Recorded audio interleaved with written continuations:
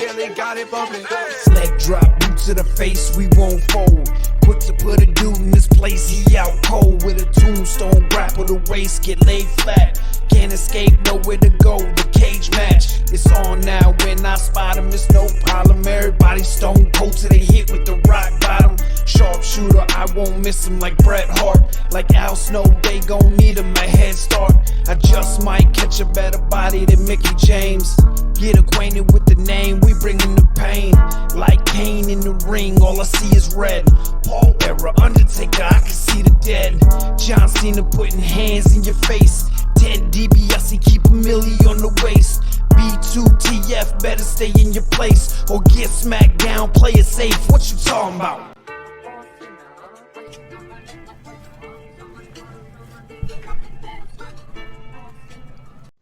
Welcome to another episode of Boot to the Face, powered by FullPressCoverage.com. Go there for all your sporting wants and needs, where I am sure they will be talking about something that's going on in the world of sports. What the fuck's going on in sports right now, EJ? Like, I don't got even know. the Olympics, not quite here yet. I guess that's about a month. There we go. My girl Simone Biles qualified for the Olympics, as if there was ever a question. This I was about to say she's what? This is her third Olympics. I mean, gymnasts don't last that long in the game, but I guess that shows her greatness. She's able to qualify for another one. This motherfucker is unreal. Have you seen like any of her shit that she does? Not recently. Her floor routine, I think is what they call it, where they just run on that big ass trampoline.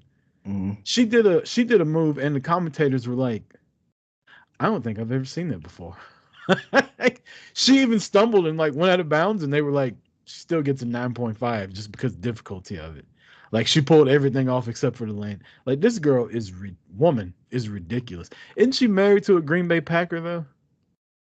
She's married to a football player. I want to say either he's from Houston or he's playing for Houston. He might, how the NFL goes. They get traded around. Fuck. You know what? I'm not going to say fuck Simone Biles yet, but her husband's a Packer. Tell him how you really feel. But yeah, shout out to her. I kind of fell off on the Olympics probably after the 2012, the London. Like, I watch it in spurts now, but hopefully we get all the gold medals. He did play for the Packers, but he plays for the Cardinals now. He got drafted by the he just signed with the Cardinals. I don't know. He signed with the Cardinals in 2018. He's also played for the Houston Texans and Green Bay Packers. Right now he plays for the Chicago Bears. So never mind.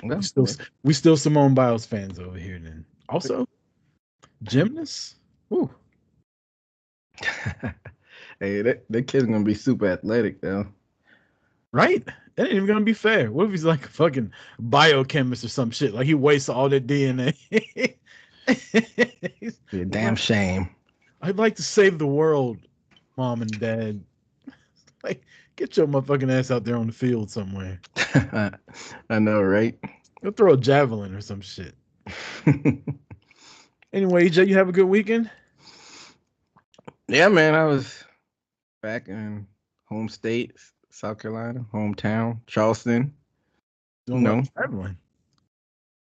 Yeah, I guess the weekend before last, I was at the river floating. I think I'm gonna be at the lakes this weekend. How summer goes. I know what dating a white woman's like, EJ.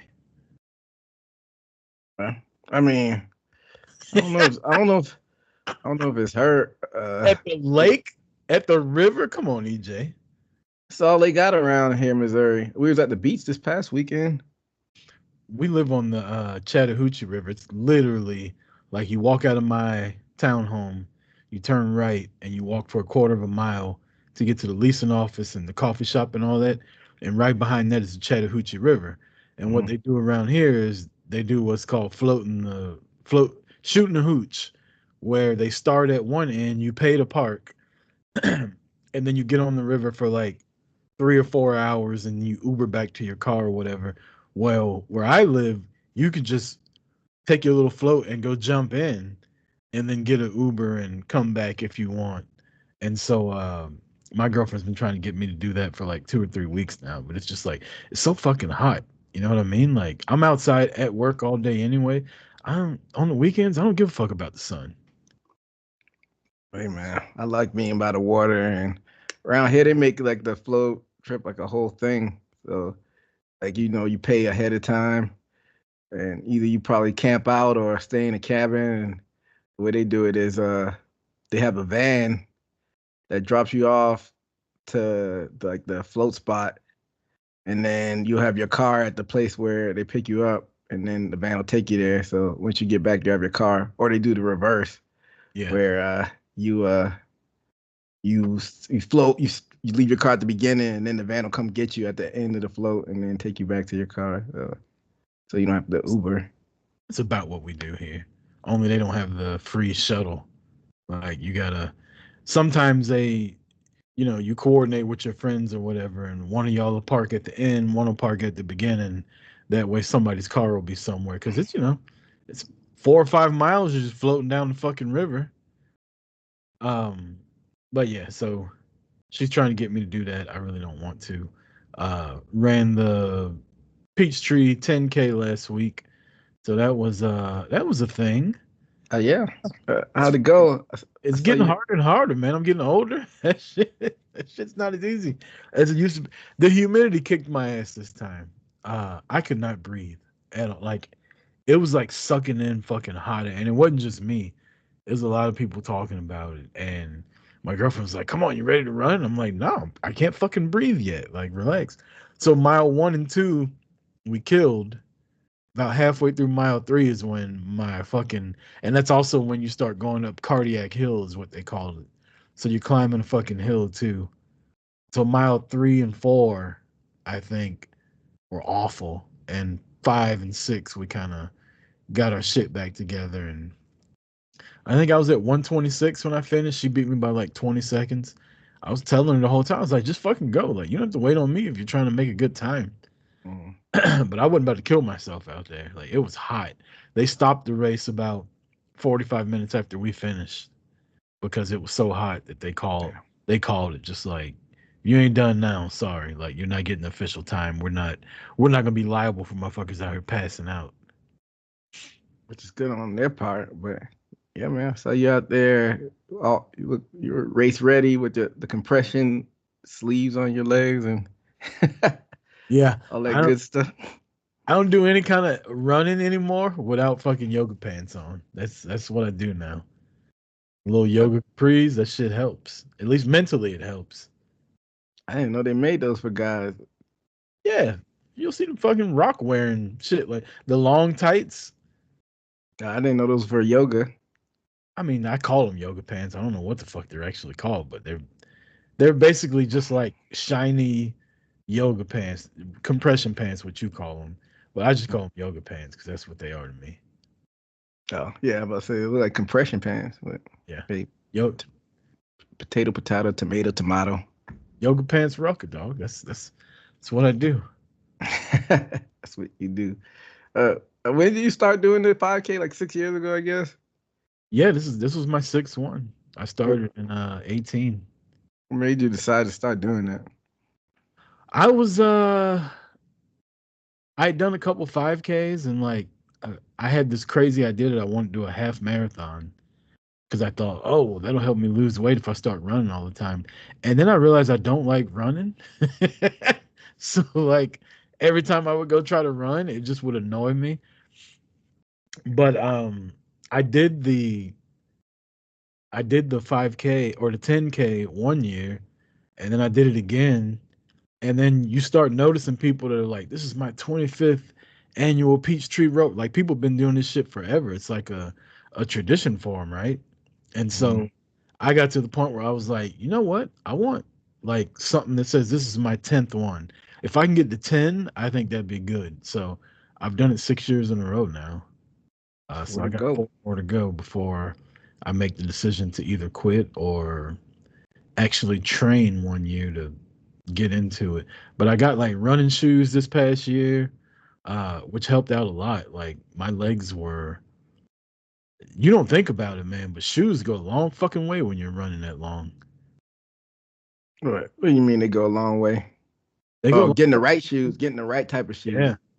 yeah. So I went to it's called Peachtree Running Company. They fucking scanned my feet. They saw what my arch was. Then they took videos of me like running to see where my weight was distributed and shit. And then told me like who makes the best shoes for that. And they gave me like four different companies. I tried them on. And then I got a discount because of the gym that I'm at. And it was like $120. But if you're gonna be running in them and exercising in them, I think that's worth it. Uh, like I said, my legs the next day were, I had to go to work the next day. Normally I'm like struggling at work, but this year I was just like, my legs were sore as fuck the day of, but the next day I woke up, I was fine. I was like, oh shit, okay. So shoes go a long way. Hey, you know what they say, health is wealth. You know, if you But yeah, got the right six, type of equipment, and your body's gonna be thankful in the long run. but yeah, 6.2 miles. Hey, man, I quit running like 10 years ago. I do my cardio through other means because just running just was doing a pounding on my knees. Yeah, I hear that. My girlfriend actually, her knees fucked up. She went today to see if she had a torn meniscus because that's what she thought it was. But her kneecap apparently is offset and she's got a bunch of swelling in her knee. So they told her to sit her ass down for a couple weeks. Mm. Are they gonna give her some meds or something? Yeah, she's got some kind of anti-inflammatory, but they basically told her like don't exercise or anything for a couple weeks. Let the swelling kind of heal up. But I think it's a twisted kneecap, is what she said. Like it's like most people's knees do that. Hers is like that, and so Oh it's just wow. yeah. Hey, better safe than sorry. Take a little break and get back to it. But if you're still here to listen to wrestling, we got a lot to talk about that happened in the world of wrestling, starting with, I don't know if you watched this or not, EJ, but the WrestleMania documentary debuted last week on YouTube. Yeah, when you text about it, I'm like, man, I barely caught up with all the wrestling while I was back home, taking care of business and also playing around a little bit. But yeah, it was a lot to keep up with. You don't realize how much wrestling consumes, time until you start traveling places and start having to do other stuff. But yeah, but when you text that, I'm like, man, I don't know if I have time to watch that. But I was able to catch it on my lunch break, so I was able to watch it. It was only an hour long. I got a couple notes from it, mental notes, Uh-huh. but I see people and I hear people talking about it, and they're like, "Man, The Rock is so egotistical. Like he made this all about him, and it was supposed to be about Cody." And Cody's gonna get his own documentary, right? Mhm. The gist of this was The Rock telling people, like, "Hey, I came back because we had this storyline with Roman Reigns and me. It was all supposed to lead here. It didn't happen at 39, so we talked about it happening at 40. I came back to do it. Y'all shit on it, and I decided, all right, we'll let Cody finish his little story, and then you end up getting the final boss Rock, and instead of people being like, oh, well, that's cool, they're like, oh, this is just all about him. It should have been about Cody. Nobody cares about the Rock. Shut the fuck up. Yes, you do. Everybody cares about the Rock. Guess what? This Cody story didn't even start till about halfway through the Bloodline story. Cody's story, I said it a million times, had nothing to do with the Bloodline. Had nothing to do with had nothing to do with the championship that he was talking about. The Rock coming back was always the end of it. Like they even showed it in the documentary. The Rock put it in his TV show like 2 years ago. Him and Roman. This predated Cody, but everybody cried, and he still said, "All right, fine. You have your little thing. We won't do like Vince McMahon and just fucking say fuck the fans. We'll go through." But I don't know, man. Just the way the Cody fans are reacting to every fucking thing and how they're not getting their way when they technically are getting their way is just annoying. And it's like Cody did all to take the title from Roman, and his Hmm. title reign ain't been shit since WrestleMania. He beat AJ Styles twice and lost to Solo Sikoa. My tribal chief didn't take a pinfall for 4 years, EJ. Nobody's gonna have that type of run probably ever again. I ain't talking about a title match. I'm talking about a pinfall in general. Tag team, elimination chamber, anything. My tribal chief didn't lose to anybody till main event Jey Uso came along. That's true. I mean, my thoughts on Doc. I mean, they didn't really peel behind the curtain, which I knew it probably wasn't gonna happen because it's a WWE production. But it sounds like where they messed up was not doing it at 39. Once you put Cody in the mix, then they kind of knew what was probably going to happen when they tried to interject him in 40 because even in the documentary it said they had it set. He had like 90 or 80% of the plan set. And it's supposed to be Cody and Roman, which I think was one question that I had, answered, I guess. And then like I guess at the last hour, Rock's schedule cleared up. And then you saw uh they showed how the fans reacted when they first found out, and then the internet fodder started kicking in. That's when they turned on it. But Well, I mean, what was you gonna say?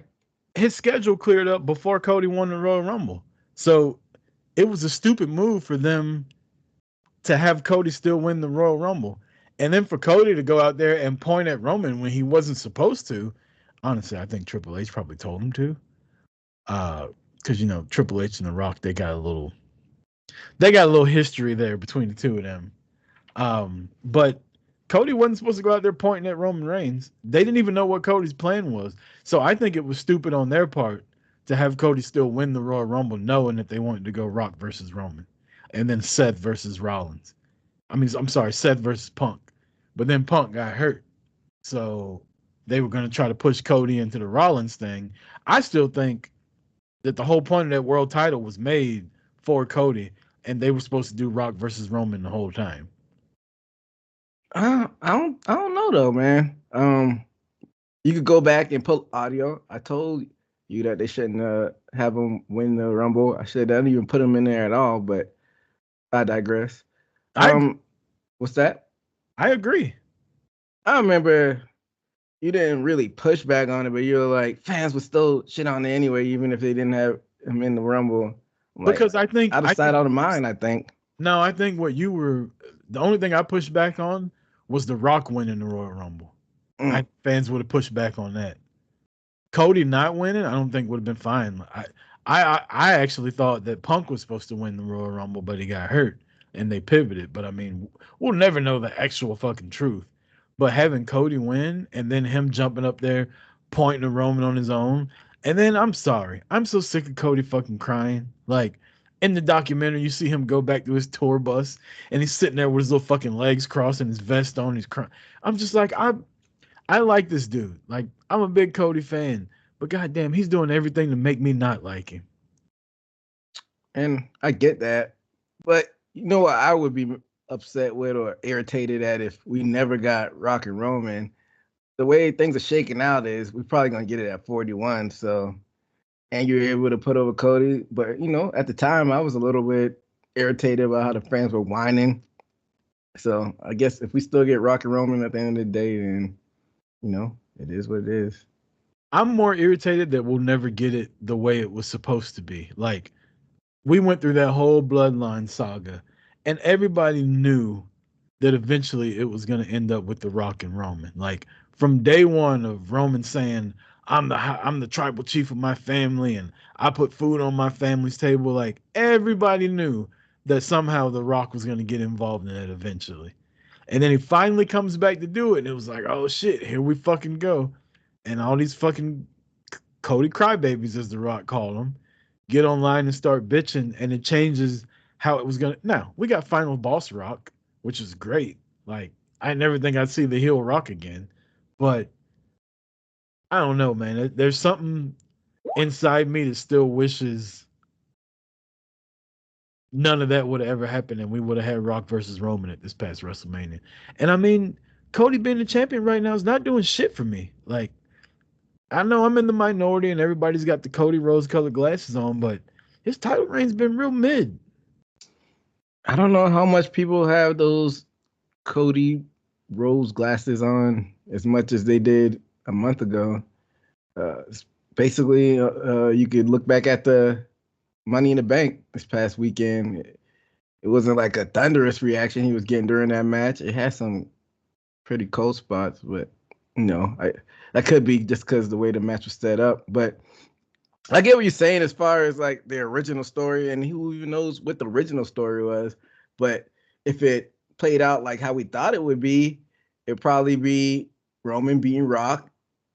And we know how it ended because Roman would have had the championship at the time. I think if it plays out in 41, now that neither one of them have the title, I think it makes it a little bit more intriguing, kind of, because you really don't know who's going to win, especially if both of them are leading some type of bloodline faction. So, We'll see where it goes because I wasn't digging Bloodline 2.0, but I'm feeling it now. The last couple of weeks have kind of changed my mind on it, so I'm willing to give it a.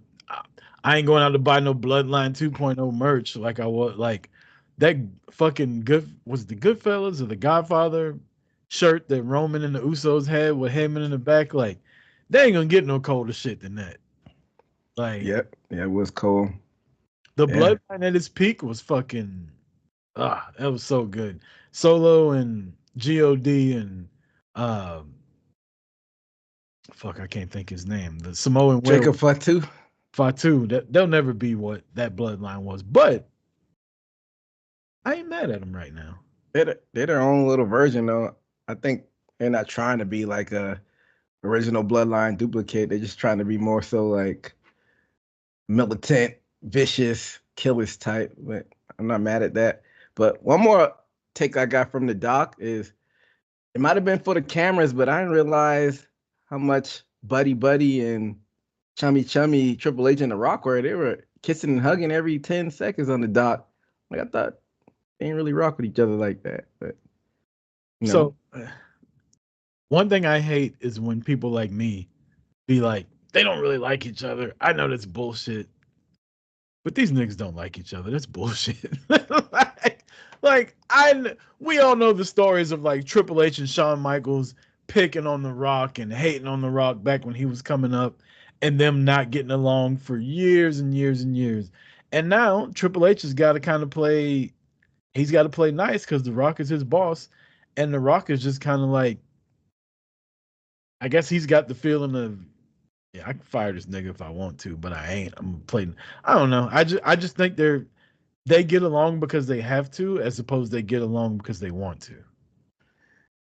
I know time heals all, and sometimes where you're not like friends with somebody, but like you're like pretty good acquaintance with them. Like you hang out with them at a party, but they got that one friend that you just really don't fuck with at all. That's maybe what it's like with Triple H and The Rock, because The Rock didn't have to put Triple H in his show. He put Triple H in the show. He didn't put Shawn Michaels in the show, which was an obvious omission. But so maybe it wasn't as bad with him and Triple H. And they did wars back in the day. That's probably one of The Rock's biggest feuds outside of Stone Cold was Triple H. So maybe they rock with each other more than you think.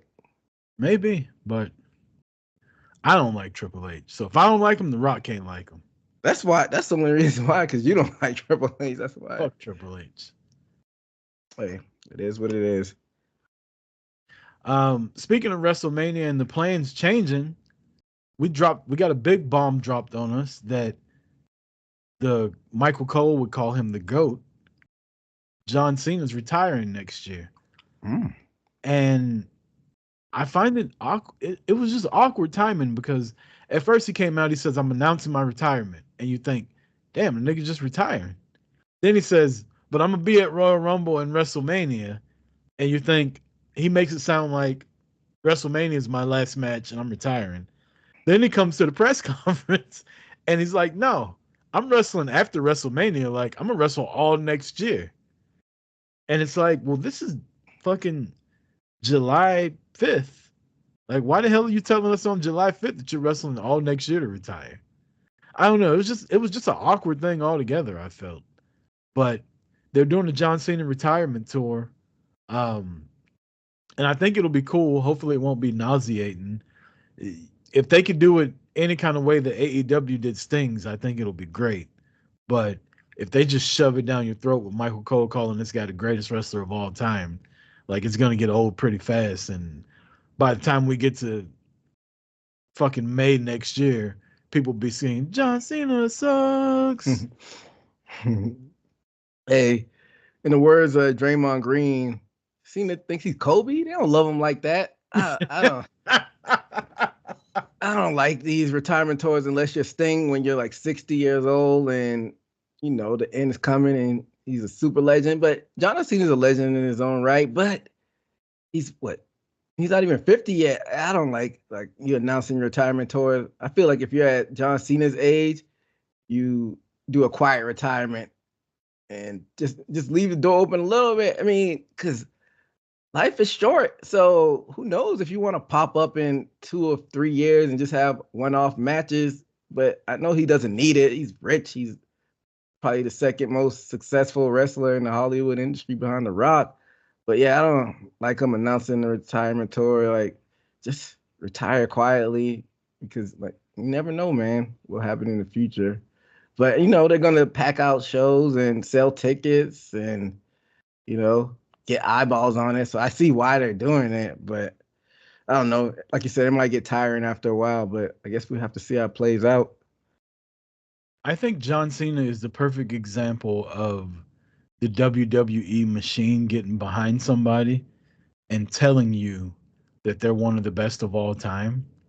But if they wanted to, they could tell the truth that John Cena was on top and got 16 world titles during a 10 to 12-year period where WWE wasn't really doing that good. It was during the Ruthless Aggression era. It was right after the Attitude era. Their ratings were down, their money was down, their fan interaction was down.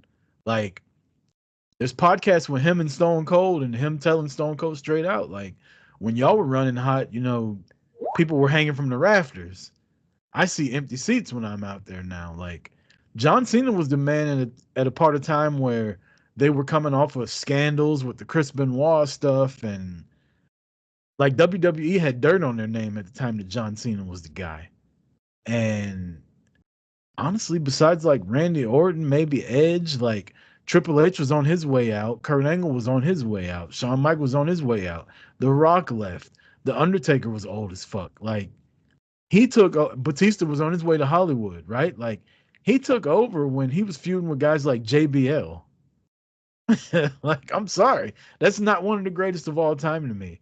Now, the name John Cena in itself, because of the WWE machine being behind it, it's way bigger than what it should be. But he's not The Rock. He's not Stone Cold.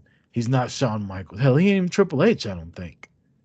But he Yeah, was just he's past Triple H. But I get what you're saying.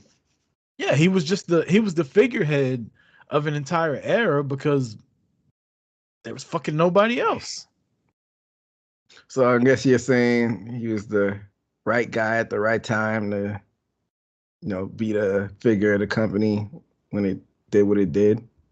And I don't want to besmirch John Cena's legacy because I think, like you just said, right guy, right time. They needed a guy like John Cena at the time that it happened. Like I said, the Chris Benoit thing had just happened. Wrestlers were dying of like young age and drug use and shit like that when all this stuff was happening and John Cena was rising to the top. He went from being a raunchy wannabe white rapper to being like this clean cut guy from West Newbury, Massachusetts that kids loved, that wore jorts, that was corny as hell. Like, he went from being edgy to corny real fucking quick. And he was just a good figurehead for the era that he came up in. But you put him in the Attitude Era, John Cena doesn't make the main event with guys like The Rock and Stone Cold and Mick Foley and all them guys running around. You put him out there now, John Cena's not making the main event with Roman and like Cody's the John Cena of nowadays. And I feel like would be better. Cody's a better John Cena than John Cena was. For now, because the fans ain't turning on Cody like they did John Cena. Exactly. I mean, you make all valid points. So I wasn't around during a lot of the John Cena era. I was there like right when they started pushing him down people's throats, and I guess that's makes your point even more valid. How he didn't really keep a lot of fans that were growing up in the Attitude Era. A lot of them turned away once he was on top. Like I had like a 10-year gap watching, but I mean, he was able to break through on a pop culture level. It took him a lot longer than The Rock did. The Rock was pretty much out of the gates. I feel like they were trying to, like you said, the machine was behind them and they were trying to push him on a mainstream level with the terrible Marine movies and all that. But it took him around till like 2016, 2015 to like finally break through on a mainstream level. So he obviously has something because the WWE's trying to do that with other people and it hasn't panned out. I think it's meant he probably shifted more so to comedy stuff. I think like Trainwreck was really like the thing that really put him on people's radars. So he has to have something that put him in like that like superstar status level. Don't you think? I think it was because at John Cena's height of popularity, he was getting booed by grown men and cheered by women and children. Now, the money's in the women and children because as a grown man, you're going to pay for what your wife wants. You're going to pay for what your kids want. They're going to get their way one way or the other. So he had the people that he wanted to have. But grown men in their 20s, 25 to 30, they see corny ass John Cena come out on WWE, but then they see him in Trainwreck and he's cussing and talking dirty and shit like that. It's like, oh, wait a minute. This motherfucker might be all right. Like, what's the shit he's in now? The Peacemaker? DC Peacemaker. It's hilarious. Peacemaker? Shit's hilarious. Because you're seeing John Cena do it. Anybody else I don't think would be in that role, but the fact that it's John Cena and you've watched him be so fucking corny on TV for so long, I think that has a lot to do with it. But you said something earlier that I think validates what I'm saying too. You're not the only person that stopped watching when John Cena was on top. Like, there's podcasts about it. There's all kind of shit about the lapsed fan. Like, people stopped watching during the Ruthless Aggression era because John Cena was getting shoved down their throat. And now people are coming back and they're like, oh, well, this is the wrestling that I like. Like, John Cena was the guy for a long time. He won a lot of fucking titles, but you put his numbers up against Roman, Rock, fucking Austin, the Immortal Racist. Like, his numbers don't match up with them guys. As much as WWE tells you that they do, they don't. Yeah, and it's a weird thing now that you mentioned that because within the wrestling sphere, Roman has surpassed John Cena as far as like ticket sales and merchandise sales and eyes on the product as far as the wrestling bubble. But John Cena is probably, like I said, John Cena is still probably like the second most popular wrestler that crossed over into the pop culture. So I wonder when Roman's gonna take that next step to do the pop culture type thing. I mean, I think Roman's crossed over into that without having to go to movies and shit like that. I mean, like, you get online and you see people at their our boy fucking Scully, Yeah. Admire's son. He comes out, does the fucking Roman Reigns entrance at his wedding. Like, he ain't the only one that did that. You know what I mean? Like, And like I said, that's still wrestling fans. Like, it's crossed over some, but I want to say like you show your mom. My mom probably don't know who Roman Reigns is. My mom will know who John Cena is. there's a lot of women out there know who Roman Reigns is. Yeah, that's a thirst trap type woman. I'm talking about middle America, our parents' age. My mom knows who Roman Reigns is. She don't watch wrestling. That's because you probably put her up on things. But you get what I'm saying? But we kind of getting off topic. But yeah, John Cena, he did what he needed to do. He was also hampered by the fact that they went PG, and he was around when Vince slowly losing the connect that he had in the Attitude Era and just did things to pop himself. So he was hampered by a couple things. They went public and had to, do whatever the shareholders wanted and go PG. And Vince just started losing touch on how to book. So he did what he needed to do, but like I agree, they're gonna try to shove that he's the GOAT. He's definitely not the GOAT. I feel like if you put Austin, Rock, even Undertaker, and I don't even like the Undertaker. You put guys like that in today's wrestling, they'll still be top of the mountain. You I don't know about Taker. You put them in the PG era, they'll still be top of the mountain.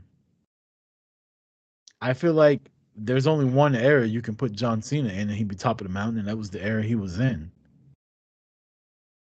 Yeah, that's a good point. I can't really argue with that. I mean, I think Taker, he had to show up in the era that he showed up. I don't think he would be top in this era just because he debuted when it was those gimmicks still work and he was able to ride off of that. But I agree with you, the other guys. I think it's a lot of MAGA niggas out there right now that would love American Badass Taker. Maybe. he come out to Kid Rock. Come on. There's a lot of MAGA motherfuckers that would love American Badass Taker. I only kneel for the urn. I don't kneel for the flag or whatever he said. And like you said, there are people like him. It still be niche. Black people wouldn't fuck with him like that. Yeah, well, we're outnumbered in the wrestling world. Maybe.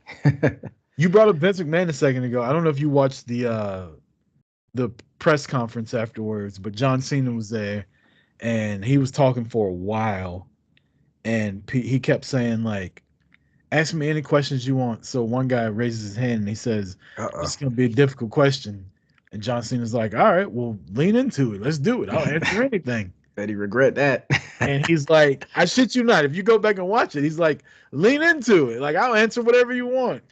And the guy asked him about Vince, and he's like, I just want to talk about the future. Okay. He's like, and then he goes, I'll take one more question. Ask me whatever you want. I'll answer anything. And it was like, nigga, you ain't even answered the question we just asked. Backed out real quick after that, huh? And that motherfucker was backpedaling like Dion in the 90s. That's hilarious. What was the Vince question, though? I can't remember the exact question, but like, if you go back and you watch the press conference to like the last 10 minutes of it, they kept trying to get Cena to leave. And he's like, I'm going to take as much time as I want. Like, I think CM Punk's waiting on me right now. He'll be mad. Like, so he took like 5 or 6 extra questions. And that last question, or second to the last question, was about Vince. And he was like, you can see on his face, he's like, fuck. Hey, that's good journalism, though. Yeah, it was fucking. Cena became the company man right then and there. He was trying to be the good guy, like, ask whatever you want. We'll stay all day. So tell us about Vince McMahon. I just want to talk about the future. Next question. I don't get people's loyalty to a fault. I get Vince was the one that put you there and you got a reputation to hold up in Hollywood, and he's never been the guy to shake the cages. But somebody does something vile like that, I'm like, man, fuck him, man. He did something bad. I appreciate what he did for me, but fuck him now. He did some vile shit. Oh my God, you just said the exact fucking thing they should say. Like, he was always good to me. I had no idea this shit was happening, but if what he did is true, fuck that nigga. That's all you gotta say. It ain't hard. Yeah, like what at this point Vince McMahon can do?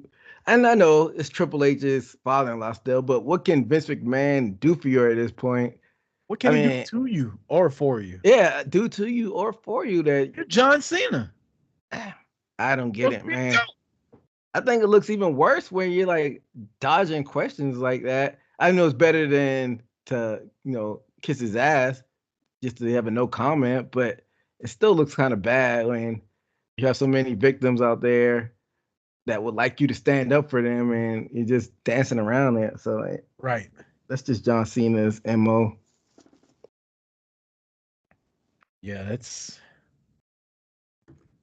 Sorry, my girlfriend sending me pictures of all the clothes that she bought that she's trying on. Oh, I thought you were going to say some other type of pics. I'm like, no wonder why this dude's distracted. They're technically those kind of pictures. Anyway, Money in the Bank was this weekend. Reactions to that: Drew McIntyre wins the men's Money in the Bank. Tiffany Stratton wins the women's Money in the Bank. Cody Rhodes gets pinned by Solo Sikoa. Sami Zayn retains his title versus Braun Breaker. And there was a fifth match. What was the fifth match? Damian Priest retains the title. Yeah. And Seth Rollins. Reactions to Money in the Bank, EJ. So it was the typical, this era type pay per view. Even though Money in the Bank's supposed to be top 5, and some people think it surpassed Survivor Series, I don't think so. I mean, it was on the brink of it, but I think the War Games, put Survivor Series back on a bigger pedestal. But I digress. But it was solid. I mean, the one thing I hated, which a lot of people probably hated, is how they sacrificed the men's Money in the Bank to further the CM Punk story. I think you could have told that in several different ways. You could have had Punk actually cost them the match and let somebody else get it, because you and me both predicted Jay. Jay could have definitely used the Money in the Bank to further his ascension to the top. I know you're not LA Knight fan, but he could have used it. So I think it was just a waste of Money in the Bank, but they've always been focused on storytelling. So, I mean, it happened. So it's not like we go back in the past and change it, but I hated that aspect of it. A lot of people didn't like Braun Breaker losing. He's still young. Have him, even though he's a heel, have him struggle a little bit before he gets it. Tiffany Stratton, you predicted. I think I chose Chelsea I knew she wasn't going to win, but I picked it as a wishful thought, I would have loved Chelsea winning. Yeah, Tiffany was the one that people expected to win, so it is what it is. And what I noticed from that match is they're telling Charlotte that we don't need you anymore. Didn't Tiffany do the top of the rope moonsault that you hate Charlotte doing? I put in our Discord. If you're not following us on Discord, we get active during PLEs and pay-per-views. But I put in the Discord, Tiffany Stratton is everything the WWE tried to make Charlotte.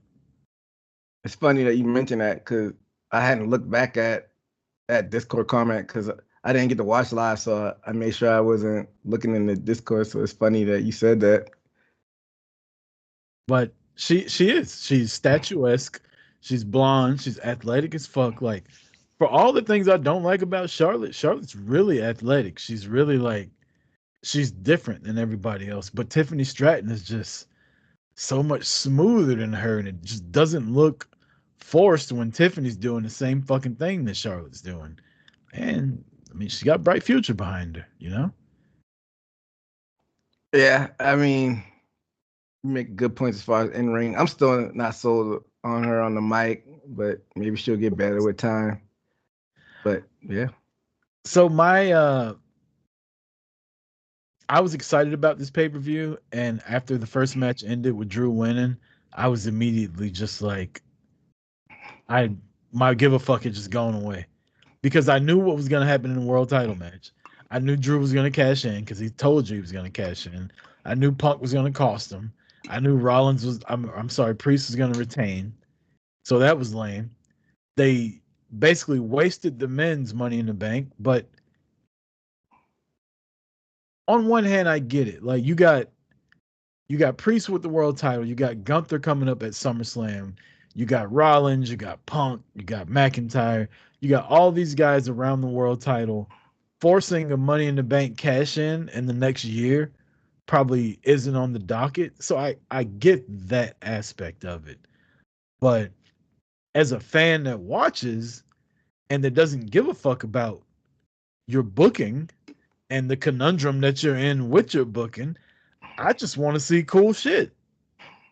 You know what I mean? Like, and a motherfucker cashing in and losing because some bitch that ain't even cleared to wrestle comes in and gets involved, like that's not cool to me. That's not fun. So now the women's Money in the Bank is what we're looking forward to for the rest of the year. I feel like for the longest we talked about how they can't book two women's storylines. I think now we need to investigate them not being able to book two Money in the Bank winners at the same time. Because it always feels like one of them cashes in immediately and the other one goes a long way. I can't remember the last time a Money in the Bank men and women's like kept it for a long amount of time. And somebody will probably fact check this. I'm sure it's like one instance where both of them carried it for a little bit. But thinking back at it, it's usually the woman that cash in like pretty quickly. The only one I can think Right. about is like Carmella carrying it around for a while. She was the first one. She carried it around for a minute, and then she cashed it in the night after the SmackDown after WrestleMania. But like Alexa Bliss cashed it in the same night, Liv Morgan cashed it in the same night, Bailey cashed it in the same night. Like at least three women have cashed it in the exact same night that they won it. So if it wasn't the men's winner Carmella's year, then like you said, every time it's like they flip flop that. But yeah, I didn't like that at all. But like you said, they're trying to tell a story, but like you said, that kind of messes up your enjoyment of it because you're watching just to see cool shit. But kind of going off on a tangent, I think Gunther's gonna destroy Priest. I could see Gunther carrying it all the way until 42. And then I could see Cody being the one to like drop the belt, like in the interim. Like I don't think they want two long-term champions. That's probably why they created that belt. I could see Cody losing the belt within this calendar year. Yeah, I could see Gunther probably losing to like Braun Breaker as a babyface. When though? I don't know. You said 42. 42 Yeah, is that's what I said. 42. Yeah, about a year and a half reign for Gunther. yeah. I could. But can you do that? Because you've already had Gunther run through everybody as the Intercontinental Champion. Yeah, you could do that because he's got the record for IC belt, but he ain't catching Roman's record, so you could get away with doing like a year and a half reign. I'm just saying people have already seen him beat everybody on Raw. Now he's going to beat them all again for the Yeah, world title. Like, is it going to be as impressive as it was? Now yeah. Gunther can wrestle his ass off, so the matches will be fine. But as far as like the feeling of it, can you replicate that again? I think so if they're doing it the right way. Just because the draft, this Raw is kind of different from most of his IC reign as far as talent. You could shake it up next draft, do something, put him more contenders, have him and Cody on the same show, have that be a feud. You could stretch that out for 3-4 months. Yeah, there's ways you could do it. The women's Money in the Bank winner, we talked about that, was Tiffany Stratton. EJ, you were way ahead of the curve with Chelsea Green. Like you were the only person I know that I heard of 6 months ago that was like, man, I kind of like Chelsea Green, and now kind of everybody's on her nuts. But you called this shit a long time ago, so I'm gonna give you your fucking credit for it because I didn't see it then, but I've always known she can wrestle. I just didn't. I didn't see WWE using her like this, but I mean, hell, she was in the only women's match on the first All In card. Like Chelsea's been a beast for a while now, as far as in ring, but her entertainment value is just off the charts now. And again, I know Tiffany Stratton's next in line and all that, but I want to see cool shit, and I don't think there would have been anything cooler than Chelsea Green having a fucking briefcase for the next 6 to 8 months. Yeah, I think this is a result of like we saw in that doc. Triple H probably had it written out that Tiffany was going to get it, and sometimes you could pivot. And in this instance, like you said, Chelsea's become a fan favorite, but it wasn't like the Cody level where people were being little nerds on the internet. Like everybody would have thought it would have been cool if Chelsea would have got it. So I get why they did it in that sense. But yeah, man, I mean, she got on. I know you knew her in her first TNA run with Laurel Van Ness. That's when she got on my radar, and she turned into a hot mess or whatever. Then she got the NXT run. Was she on the main roster for a little bit before she got released? Yeah, she was on the main roster for a minute and she got released and then she came back. So that was on Vince's watch where she got released. Yeah. But when she went back to TNA and she was doing stuff with Deanna, was it her and Deanna Purrazzo that were in the tag team? I think so. They were in a tag team with each other, and I'm like, man, this could work on WWE under Triple H's watch. And like you said, she's not like a in-ring technician, but half of wrestling is having that personality, and she just has that funny, entertaining personality where like she's a Karen. She's like a parody of Karen, real life Karens that you interact with on an everyday basis, and that shit is funny and entertaining. So I think that's why it's working. But I do think she is good enough in the ring though to where she can get away with the comedy stuff. Yeah, she's not no slouch in the ring. She's Yeah, not like Maxine or anything. I mean, honestly, she was a fucking MVP of this match.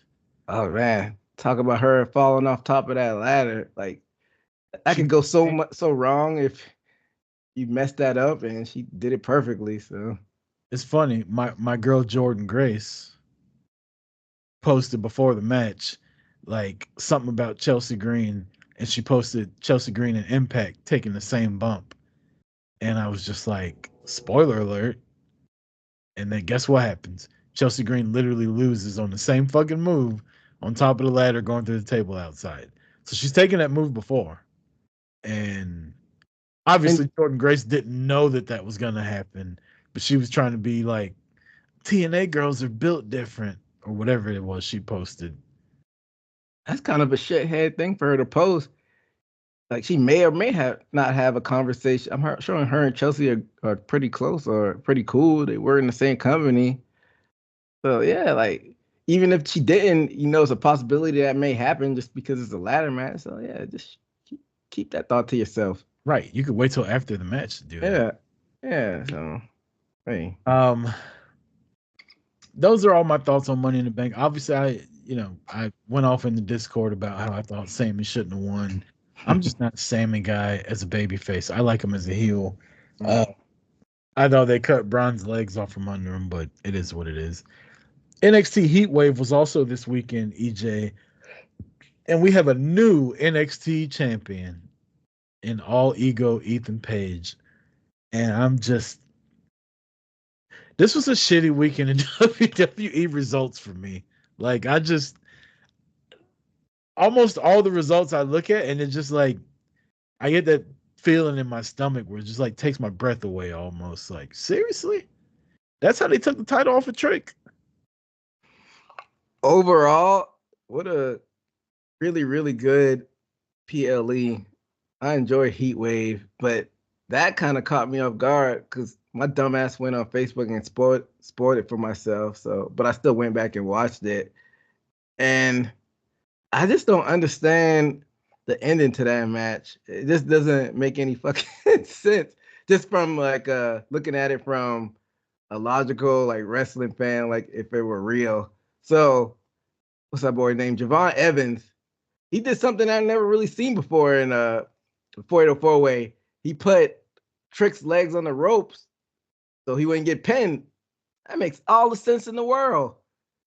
So when Ethan Page falls on Trick, Sean Spears does the complete fucking opposite. It prevents Trick from going in the ring, so he could lose. Like, what? How does that make any ounce of sense? I don't get it. That nigga ring awareness is on 17 now after that. It's on negative 17. Like, in make it make WWE sense. 2K, Sean Spears went from a 74 overall rating to a 56, all because of ring awareness. Make it make sense. And I'm not one of those nerds that like analyzing, oh, that doesn't make sense because it's wrestling things. But that literally, why would you break? Why would you leave somebody in for breaking up the pinfall so you're gonna lose? I just don't get it, man. That's such a point too. What you said about Javon Evans, like I don't think I've ever seen that either. Where he's like, I can't make the save, but I can put this motherfucker's leg on the ropes, so the match still goes on. Like that's a really good point.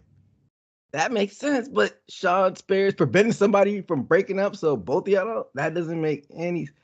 I don't know that if that's Shawn Michaels' idea, then poo on you, Shawn Michaels, for that. That didn't make sense. But that's from like the actual in ring. But as far as like the bigger picture, like yeah, I don't. I'm I'm just not a Ethan Page fan. I think he's better in the tag team. I like him with Josh Alexander in the North. But yeah, like he's supposed to be putting over the younger talent, and Trick is definitely a guy for your future when he goes up on the main roster. I don't get putting his bet on Ethan Page, but I guess we gotta watch. But I didn't like that result. I got a real issue with WWE management this week. One, Drew McIntyre gets suspended because after Money in the Bank, he crashed the fucking post game press conference. Adam Pearce runs up on him and catches an elbow. Like, you're gonna suspend me, but you letting this injured motherfucker run around and keep interfering in my matches. It's one thing if I whoop his ass outside the United Center and I carry him inside. Like, I'm not disrupting anything. I'm not changing a result. None of that. You have constantly let this guy in my matches and you haven't done a goddamn thing about it. Javon Evans wins a battle royal, EJ. I win a battle royal. And because a couple motherfuckers talked their way into it, now it's a four-way. You told me I had a one-on-one match. And if I'm Trick Williams, I'm really mad now. Because the motherfucker that lost is the motherfucker I was supposed to be fighting one-on-one, and I knocked him out. And then I knocked another motherfucker out that fell on top of him. So what was the point of the battle royal if it was just going to turn into a four-way? It's not like all three of their feet hit at the same time. Like, Javon Evans won the fucking match. And now y'all just add two other guys in, and now I'm not the champ anymore. Why they added Sean Spears, I don't get, but Ethan Page never got eliminated, so that kind of makes sense. Sean Spears pinned Trick Williams in a non-title match. Yeah, he still didn't do anything in the Battle Royal, so right. This was after the Battle Royal. Yeah. And he came out and was like, well, if Ethan Page is in, I'm the one that pinned Trick Williams. And Abel was like, oh, yeah, you're right. That makes total sense. Fuck the Battle Royal. It's a four-way. Yeah, just make it make sense. But you think maybe they're trying to spice up Trick's title run a little bit, have him have to get over another obstacle so he could just be a two-time champion? Yeah, I mean, he's clearly going to take the belt back from Ethan. He might take it tonight. That'd be dope. I think it was just a thing to do to kind of. They had Money in the Bank the night before. This was a way for NXT to, because nobody else won a title. Like, Obafemi destroyed Wes Lee. Roxanne pop rocks the fuck out of Lola Vice. So, like, and I did. Yeah, Chase U lost also, didn't they? Mm-hmm. Yeah, so no other titles changed hands. So this was the shock value to get people talking about NXT. You don't have to do things just to do things. You could have easily let Chase U win. I can't even remember who I picked when we did our picks. You could easily have Lola Vice win. Lola Vice losing was the most surprising. That was more surprising to me than Trick losing. I think I picked Roxy. I think you might have picked Lola. I can't remember. But yeah, I just think that they're high on Roxanne, so I could see that one being a toss-up, even though I lean more towards Roxanne. But yeah, like you said, they're just doing things just for shock value, and I don't know, man, because it's not like Ethan Page has been getting Dominic heat or anything, so maybe they see something that we don't see. I don't know. Another thing I don't know, I'll ask you. Did WWE like secretly sign Joe Hendry? Yeah, I saw that. That's one thing I didn't spoil for myself when I went back and watched the match. His face just popped up right after the pay-per-view ended. He popped up last night on Raw too. The same thing. Really? One time I watched Raw. It was during a commercial break. I saw it on Twitter. See, I'm watching through the USA app, and sometimes they get like local ads, so maybe I didn't get that commercial. Maybe it was like a commercial. Huh. No, I just think they're still doing like the crossover with TNA. I think he's probably still signed with TNA. But that's pretty cool though. Speaking of other companies, EJ, let's talk some AEW. Yes, sir. We've got the wild card was announced, and it was Hangman Page. He defeated Jeff Jarrett in a brutal match, and then he defeated Jay White. Jay White. It is now Hangman Page versus Bryan Danielson in the finals this coming week, tomorrow, on AEW Dynamite, and also Willow Nightingale will take on. Damn, who's in the finals against Willow? Oh, It's duh. Mariah May. Hey, Mariah May. Um, these obviously are big deals because the winners will take on the women's and men's world champion at the biggest show in AEW, All In. I need predictions on who you think will win and how you view us getting here, especially with the Hangman Page stuff. By the way, what a really fucking good episode of Dynamite. Yeah. It's one of the probably one of the best episodes of the year. And it's all because they've been trying to do some storytelling. Like I said, time to get rid of Forbidden Door. That kind of stagnated the storytelling, but they were able to get back on it on this past week's Wednesday's Dynamite. But as far as predicting who wins the tournament, that's what we're doing. Yeah. I mean, it makes all the sense in the world for it to be Hangman Page, and I like it. Long-term storytelling, like give me Swerve and Hangman at All In all day. It's been a year in the making. Hangman hasn't gotten a win off Swerve yet. Hey, proof is in the pudding that people love that matchup. I think that won some feud of the years last year. So, hey, I'm all for that. And then it all makes sense. The student and the teacher have a match at All In. Mariah May and Tony Storm. Give me that all day as well. And it looks like we're gonna get Mercedes and Britt. That kind of seems a little lopsided on the titles they're fighting for, But that's just me nitpicking. So when you talked about Tony and Mariah May, these promos that Tony Storm cuts like on Twitter and shit like that you got to go look for are so funny. Like she told Mariah May, we're just two girls, four tits in a dream. That's hilarious. Like, what are you even talking about? Obviously I think Mariah May's gonna win that. I don't think Willow's gonna win back to back. I disagree with you though. I think Danielson wins tomorrow. I think Danielson trying to win the world title, his last full year as a active wrestler at All In, I think is a bigger story. And I think Swerve beating him and not giving him the world title will just even further cement Swerve as like one of the biggest stars in AEW. And I think that's what they're going for. He beat Ospreay. I think him beating Danielson, with Danielson, like after that promo Danielson cut about wanting to go out as the world champion, and for Swerve to beat him, I think will be great. Some kind of way Jeff Jarrett's going to get involved because he's going to be the special enforcer, and Hangman tried to kill him last week. So, yeah, I think it's going to be Danielson and Swerve. I mean, they could play that angle, but I just have like some feeling that they're still trying to have that Nigel and Danielson fight. And like you said, we know Danielson's not going to beat Swerve at All In, even though the story's there for him to maybe, what if he can do it?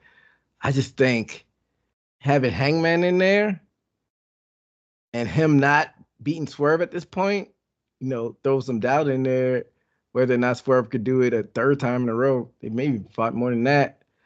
And you know how Hangman's been kind of like the lone wolf type character. Like he's just like saying he didn't need the Bucks' help or whatnot. You could also do that angle of it, like do like a mini Swerve if he's able to screw Swerve at All In and the Elite have all the belts and him finally getting on board with the Elite. I could just see them having a lot more storytelling with the Hangman side of things. I see what you're saying. Like, and if it happens, I agree. Like that does have a big story to it. But if you're trying to build Swerve as like the guy, I think the way to do it is to beat Danielson, during Danielson's last run because everybody's going to be expecting Danielson to win the world title. And if Swerve can beat him when he's motivated and trying to get it in front of 50, 60,000 people, the end shot, 60,000 people in the background and Swerve on the fucking top rope with the title, that's a star. After Yeah. beating Will Ospreay, and if that's what they're going for, I think that's the way to go. But I'm picking Danielson and Mariah May. You got Hangman and Mariah May, and then we'll see what goes from there. Uh, a really good episode, newsworthy episode of Dynamite last week, like you said. Two things I want to touch on from that. Britt Baker returns, uh, calls out, or maybe she didn't call out. Mercedes Moné comes out. They have a face off. Clearly, they're going to have a feud. Clearly, Mercedes Moné's the heel now. How'd you like this interaction and the return promo from Britt Baker? Like, I liked it. I mean, I think people were nitpicking from it. I can't even remember exactly why they were nitpicking. You know, Mercedes is what she is on the mic. She's not gonna go out there and be Ric Flair or The Rock. But this is what people wanted. And I like how Britt, she brought in some real life stuff about her not being able to wrestle possibly. And, you know, it's just two women. I mean, I know you're not the biggest Britt in-ring Britt fan, but her and Thunder Rosa had some pretty good matches. And you know Mercedes is gonna bring out the best of anybody. And as far as like overall character, I know Tony may have surpassed Britt a little bit, but Britt has been your face for the past 5 years at the inception of the company. So I say let these girls go at it, and I dug it so far. I enjoyed her telling her story about where she's been. I shouldn't say I enjoyed it because obviously she had real life health issues going on, but I thought it was, you know, necessary of her to tell everybody where it's been. But then it got to the AEW not putting their thumb down on their wrestlers saying what you can and can't. Like the whole thing about, oh, well, you got to have the CEO in your mute. Like, yeah, you read that on the internet. Like, you're trying to get people to chant your name. I don't have to do that because CEOs in your music. Congratulations. You know how to read Twitter. Like, it's my whole thing about CM Punk. I don't think CM Punk can cut a good pro wrestling promo.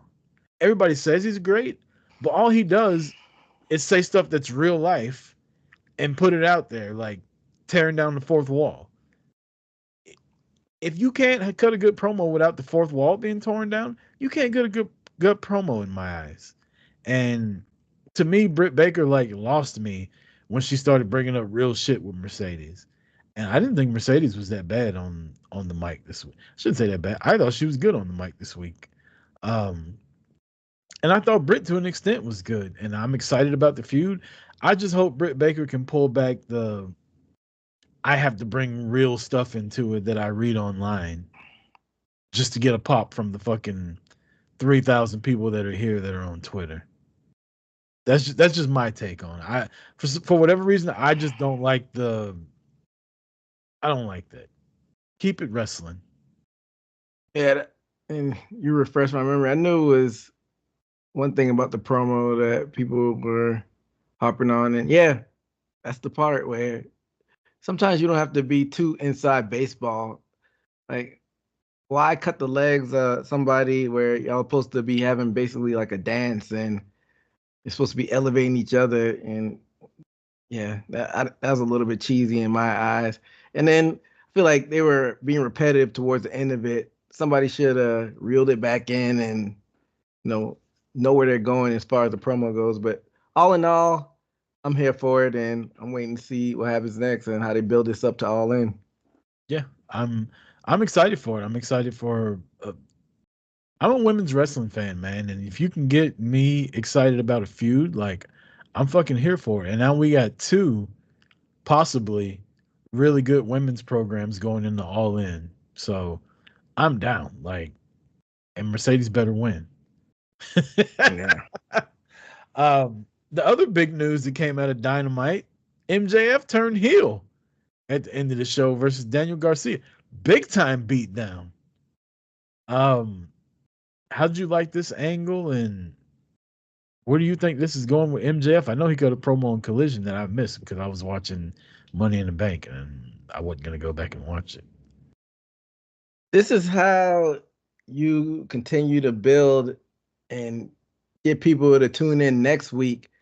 Because I've said this before, I feel like this has been a good bounce back year overall for AEW. You had Sting, you had Swerve winning a Dynasty, but then you had the Forbidden Door that kind of was a little hiccup. But there has been episodes throughout the year where you just have a wrestling match and they just go off air. You gotta have something that keeps the people tuning in next week, and this was a perfect way to do it. Have a vicious beatdown by one of your biggest stars, and like now I want to tune in to Collision to see what he has to say. I'm not sure how the Collision ratings do. I don't really check in ratings that often. If it comes across my feed, I see it. But I'm sure people turned in the Collision, and you didn't get a chance to see it. I saw. What's that? 300,000 people watch Collision. That's that's not good. They've been like hovering around like 400 range, I think, as far as the last time I checked, 300. But it's still a Saturday night. They were also up against Money in the Bank. There you go. But yeah, man. And when AJF came back, he was kind of happy-go-lucky, even though he said he was done doing the goofy stuff with Adam Cole, but he was still out there busting jokes. And I'm like, man, maybe he's just too far gone for him to go back down the heel route because people like to cheer him. He's the cool heel and whatnot. And this shows that he still could go down that straight up asshole, alleyway and whatnot. Like you said, he did a vicious beatdown on Daniel Garcia, and I was curious to see on what happened on Collision.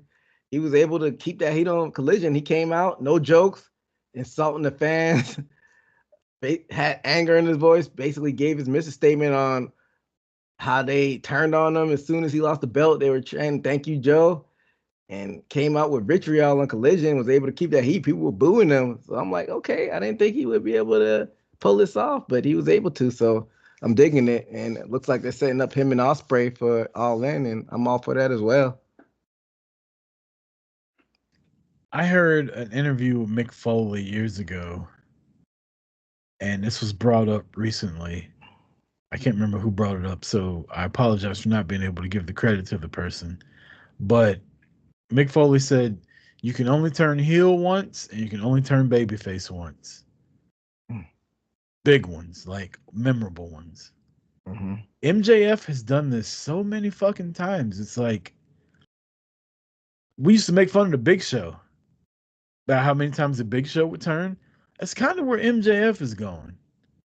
Like he's turned so many times, man, and it's just you can see it coming. And you're into it. That's great. A lot of other people are into it. I kind of don't give a fuck anymore. Like I've seen this already. I've seen you when he turned on Cody, that was the turn. And he's done it so many times since then. Like he's turned face, he's tried to be face, and he turns heel. And then I'm your scumbag. Even the people during the turn were chanting, he's our scumbag. Yeah. But I think if you watch Collision, you might not completely change your mind. Be like, okay, I see where this is going. And I get it. I don't think it's quite to the Big Show level, but I think it's only been one time he's really turned face. All the other times, it's like almost like a wink nod that he's just doing this just to set up him being a scumbag. Like you said with the Cody, it wasn't like a true face turn because he was like being hokey with it. This one when he did with Adam Cole, that was like his first real face run. And like you said, like you only have so many times you could do it. I think this was a hard heel turn, and I don't think you're gonna see the face MJF for a while, if you even see him before he goes to the other side of the fence. I know being an asshole is like his thing. Like when you go to meet and greets, he'll like throw your fucking signature thing on the ground and he won't really write his name on it. He'll make fun of people in a wheelchair and shit. But at the end of Dynamite, I thought he went too far. And if I would have been in that crowd, security would have had to pull me off that motherfucker. Because if you spit on me, we're fighting. And he's like spitting on the crowd. I know there's one big black dude that got in his face, and security's like, "Are we supposed to like stop this?" Because MJF kind of started it. He's pushing people and shit like that. I don't know, man. Like you'd had to knock me out, MJF, because you spit on me. Like I can't go home after that. I remember you also didn't like him throwing that tequila in the kid's face. Yeah, it was a kid. You throwing alcohol in the kid's face. I feel like MJF's type of motherfucker. Somebody needs to knock his ass. He's the type of motherfucker ain't never been knocked out before. He's the type of person that ain't never been in a real fight before. Because when you get away with doing the shit that he's been doing to people and nobody's fucking punched you in the mouth, you can tell. And MJF ain't never really been hit in the mouth.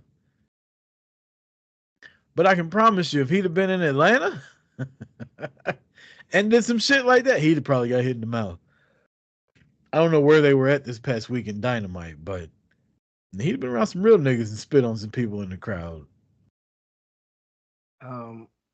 They weren't in Memphis. Can't remember where they were at. They might have been in Memphis actually, and they get down to Memphis. I know Collision was in Memphis. I have no clue where they're at, but I get what you're saying. Yeah, but MJF is a heel now. AEW, I know we're WWE heavy lately because of all the stuff going on with them because they just got so many big shows. But like you said, man, it's been a really good year to watch AEW. Probably their best, honestly. At least 6 months into it. 6 months into it, this has probably been the best storytelling and the best wrestling AEW has had consistently since they've been around in 5 years. Yeah, and it's kind of unfortunate it's not really reflecting in the ratings or ticket sales, but you stay the course, it's going to take another big star. I don't know where it's going to come from because losing CM Punk did more hurt than a lot of people realize it did. And you got Jungle Jack Perry that you vouch for, and look what he's doing. But, just stay the course. As long as the executives, the TNT executives are happy, then it'll be fine. I completely agree with you, and I doubt Tony Khan listens to this, but I hope he hears you when you say just stay the course. Don't do some knee-jerk reaction, and because you've had 4.5 years of not having good storytelling.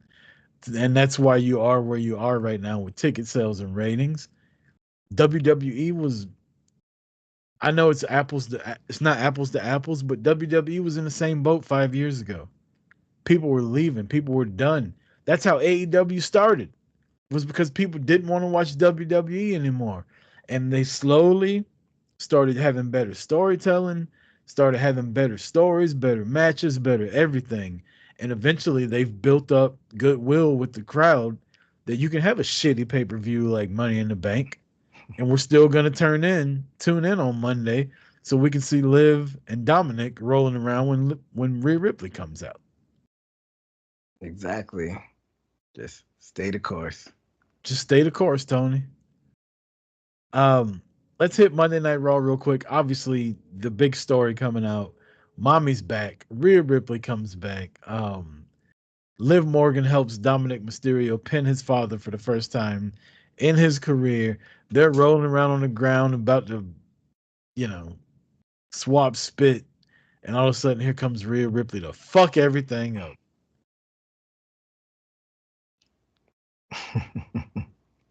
That's it. That's all I got. She fucked it all up. I fucking lit a candle. I had some lotion. Like it was about to go down. And then here comes Rhea Ripley. What kind of perverted thoughts you having over there, Rucker? I hate the takeaway from the actual story, but I hate dirt sheets so much, and I'm about to I'm subscribed to everything because I'm on the Cheap Heat, Peter Rosenberg podcast Discord, and people were on there like, I'm just waiting to see if Rhea comes out. Like I've been on my own world back home, so I hadn't really been on the internet. I'm like, what are y'all talking about? And I think I saw it on something else. I can't remember what, talking about maybe Rhea coming out. Like that takes the fun out of surprising wrestling. Like that took away my enjoyment from it because I'm especially out of the way the night ended, and now I'm waiting for something to happen. But I should just be focused on, like you said, the drama of Rhea coming out, catching Dom in a compromised position. I thought that was really good, and I don't know, man. I'm so with you right now, and you're lucky. You were apparently you were reading people saying, "Well, maybe Rhea comes back tonight." I was seeing shit that was like Rhea Ripley's reportedly in Toronto. Rhea Ripley's gonna end the show tonight, and I'm like, where the fuck are y'all getting this from? So as soon as Liv jumped up in Dom's lap and they fell on the ground, I already knew what was about to happen. And when her music hit, it wasn't even like, it's like, come on, man. Like, why do we have to do this? Why is everybody in such a hurry to fucking spoil stuff? Like, this is a good story. And if Dom don't pick Liv, Oh, he's picking Liv. Come on. this girl done gave him chicken McNuggets. She done gave him video games, helped him beat his daddy. She made out with him, helped the boy stretch so he don't get hurt. Gave his boys belts. Yeah, helped the Judgment Day win titles.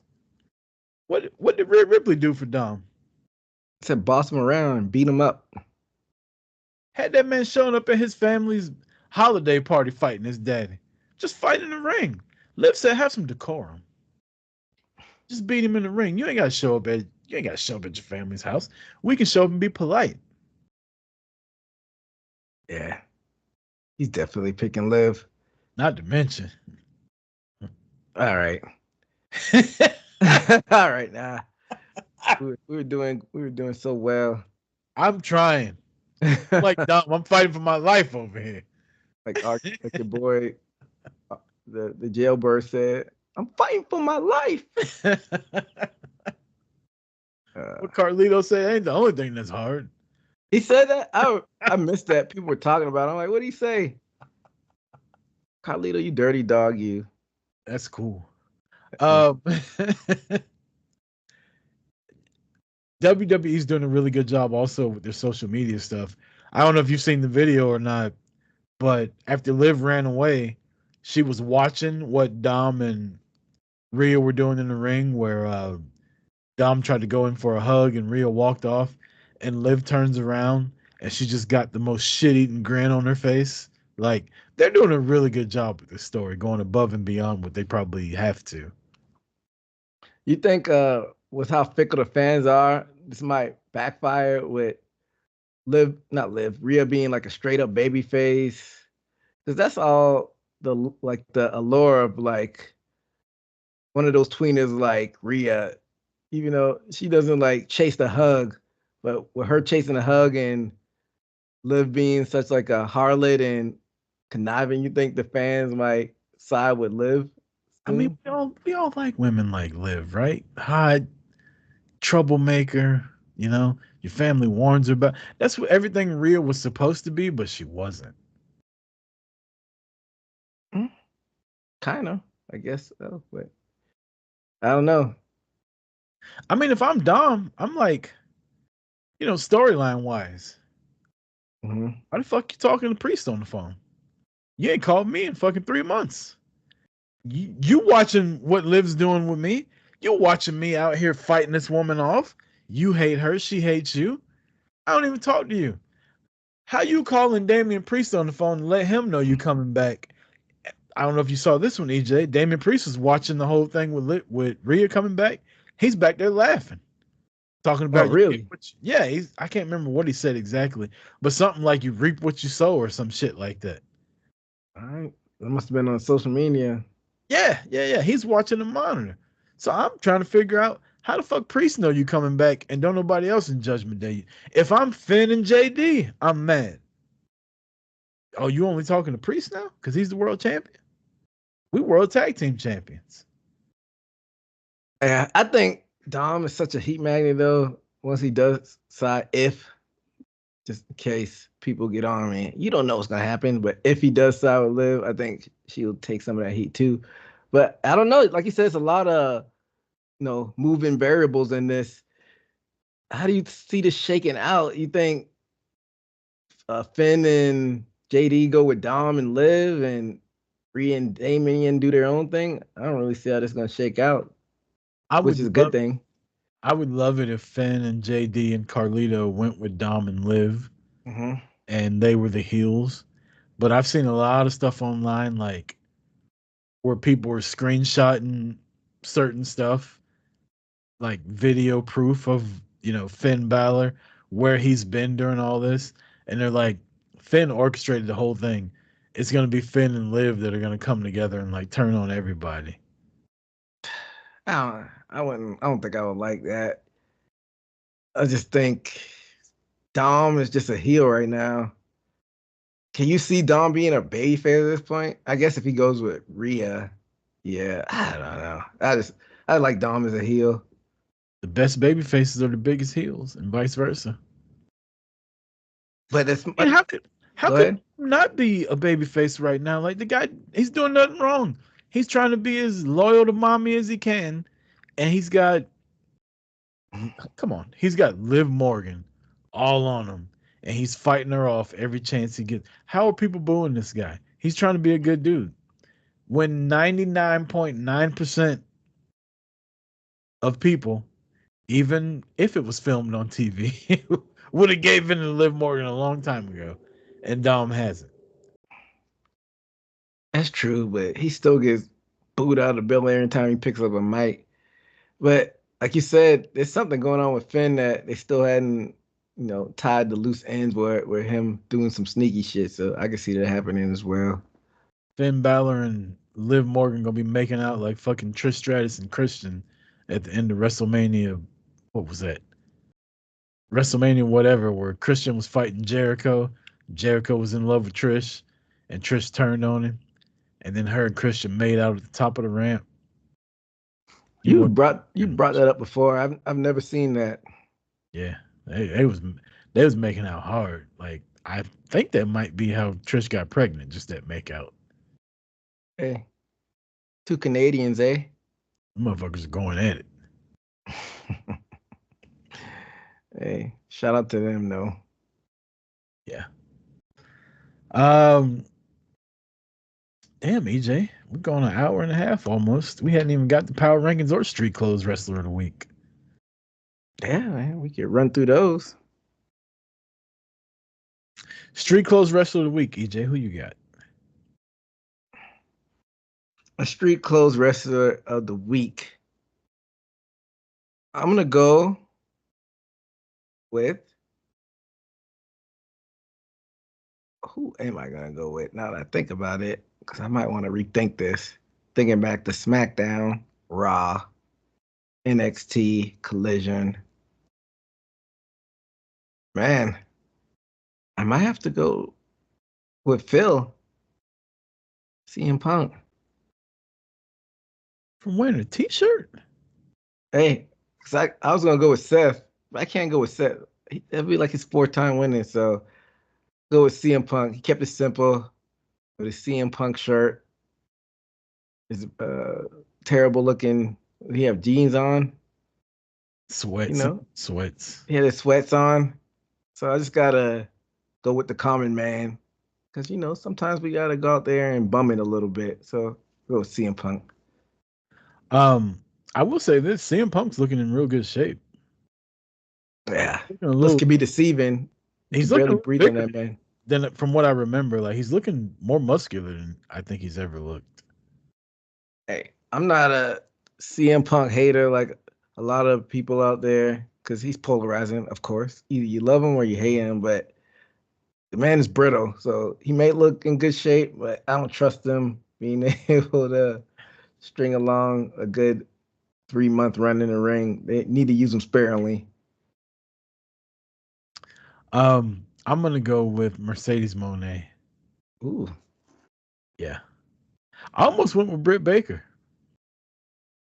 But man, like you said, Dynamite's always such a long time away from we did this show. I can't even remember what they had on. Britt had them fucking abs on. That's what she had on. Yeah, that girl is fit. Yeah, she really Hey, is. shout out to Adam Cole. Good for you. It really is. She really is fit. But yeah, I chose Mercedes Monet. She just looks like a fucking star. Yeah, man. She was making her rounds.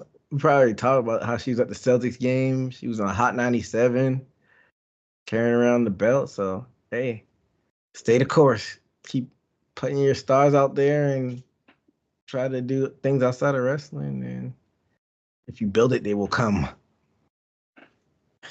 He's a killer. Um,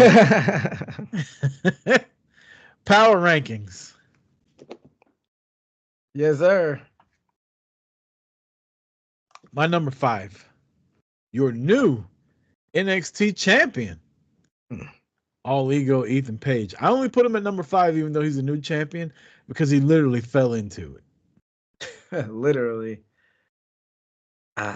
He might make a list of mine one day, but not this week. But He hey, just became fucking NXT champion, EJ. that's how much I didn't like it, how they executed it, and I don't really see it with Ego Page as like a top singles guy.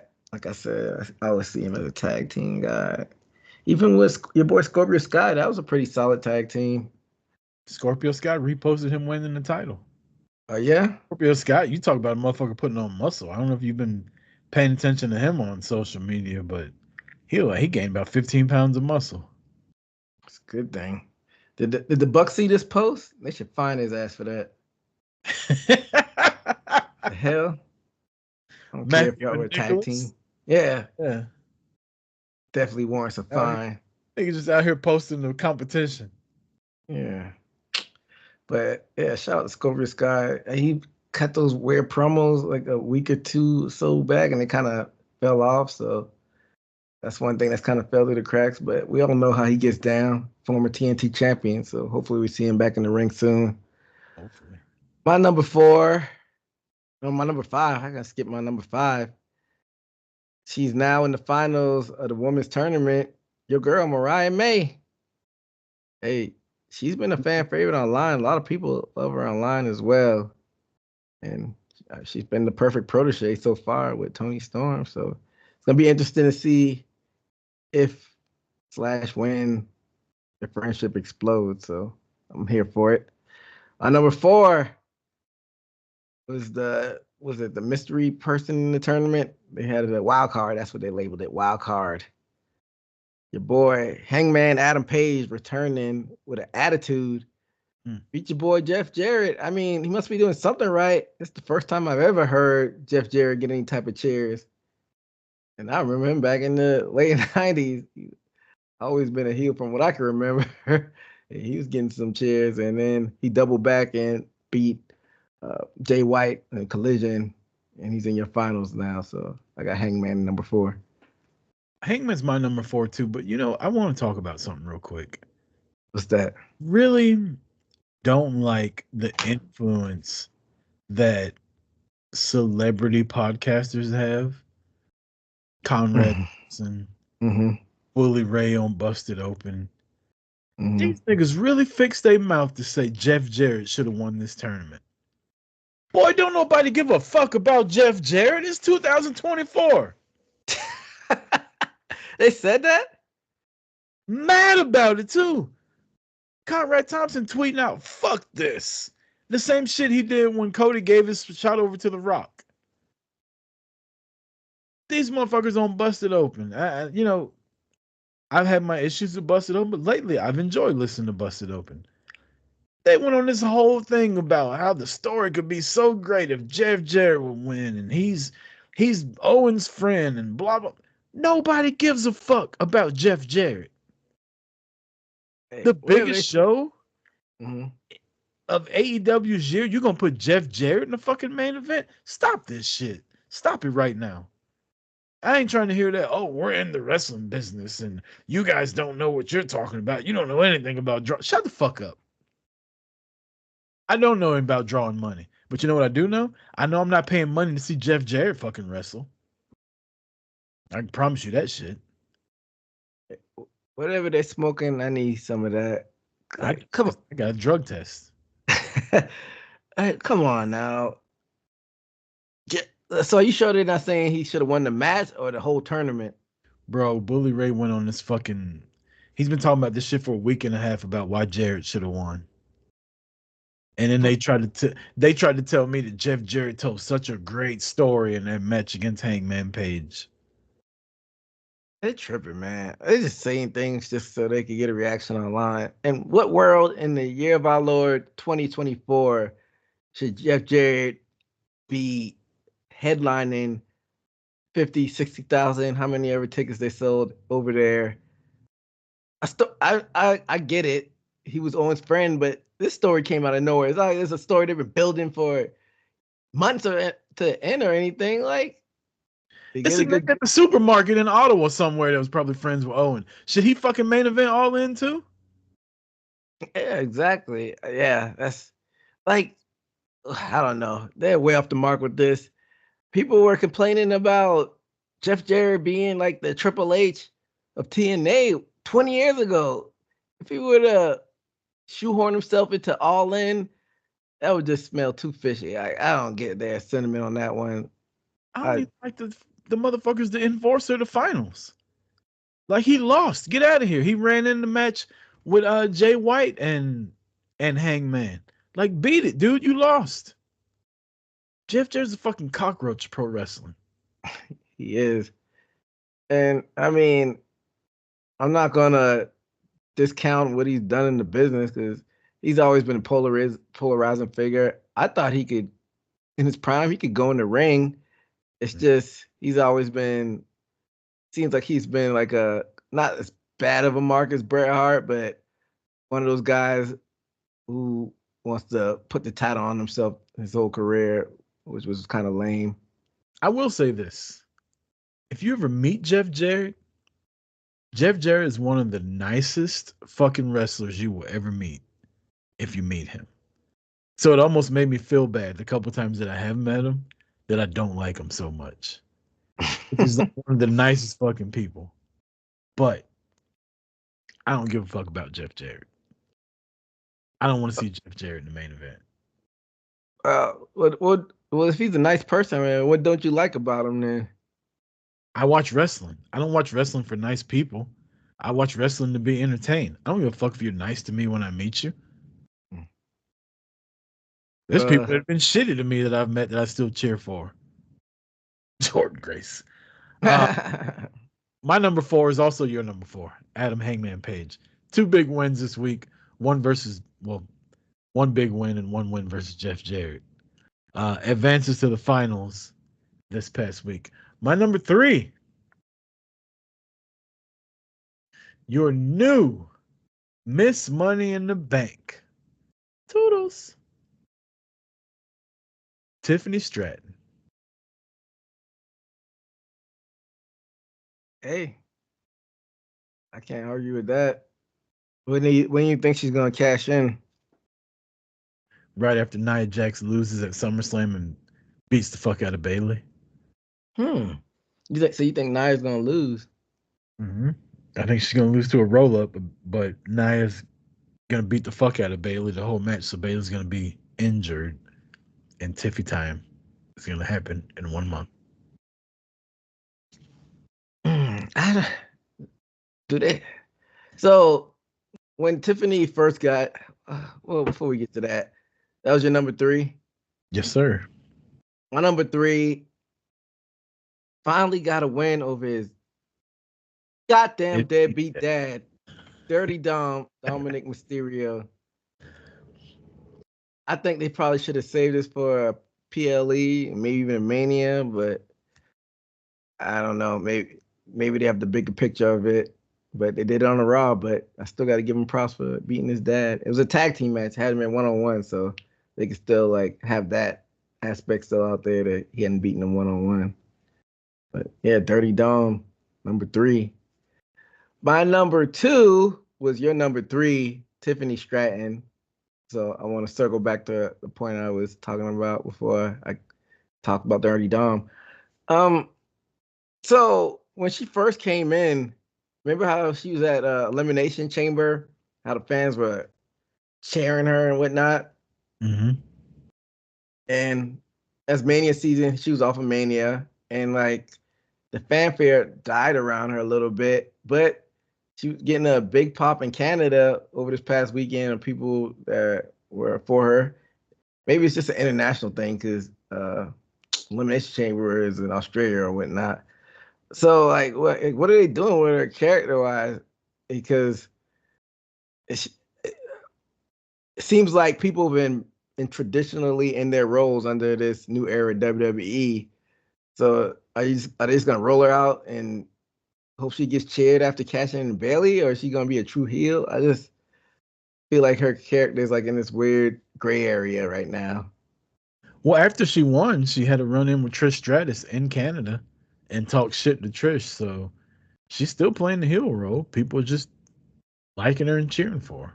I mean, we've talked about it on here before. She's a good looking blonde woman. Like, they're not gonna not cheer for her. She comes out there with her ass cheeks out when she wrestles. Like, she's doing all the things to get cheers, even though she's a heel. But then And just go she's ahead. got a really good move set too. Like, she can actually wrestle in the ring. So it's like it's hard to cheer against somebody like that. Well, then just turn her face, because if you're rolling her out there and she's still getting cheered, I don't want to hear you saying these heel things and heel phrases if they're still cheering you. So lean one way or the other, you Tell the know. fans to fucking boo her like they're supposed to. Don't get mad at her.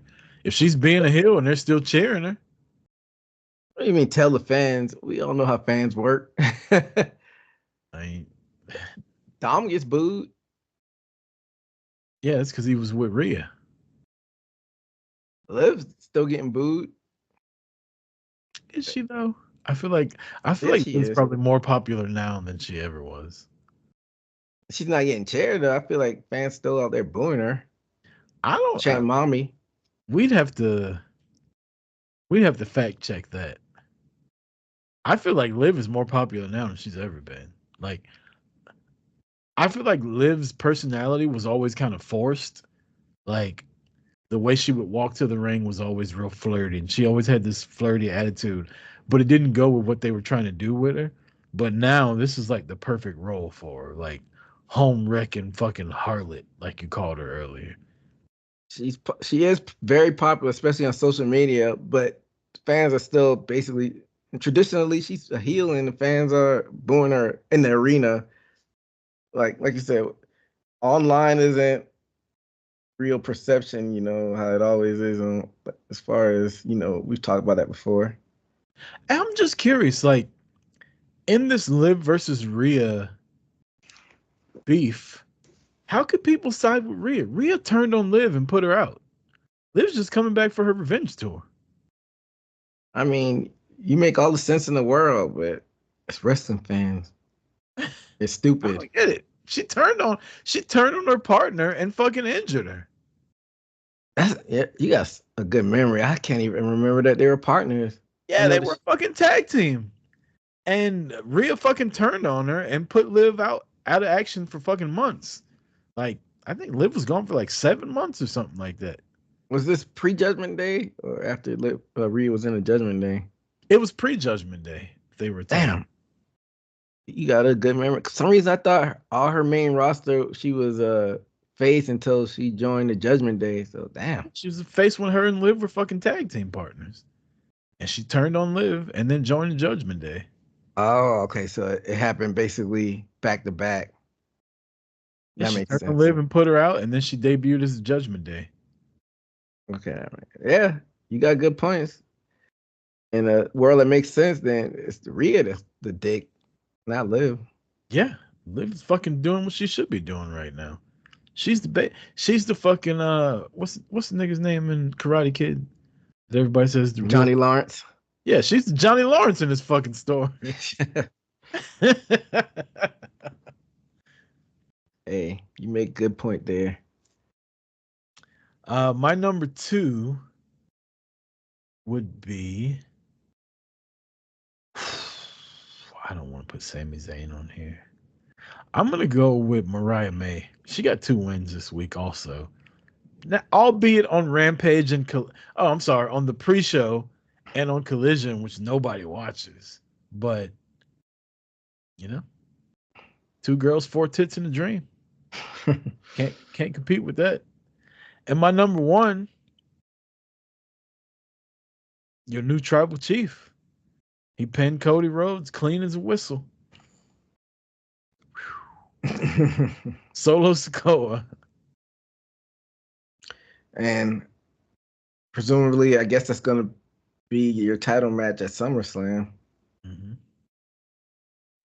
So Sikoa, your number one. I mean, I kind of already gave it away by my shirt from people that are watching on YouTube. My number one, the new tribal chief, Solo Sikoa, thumb to Cody's throat.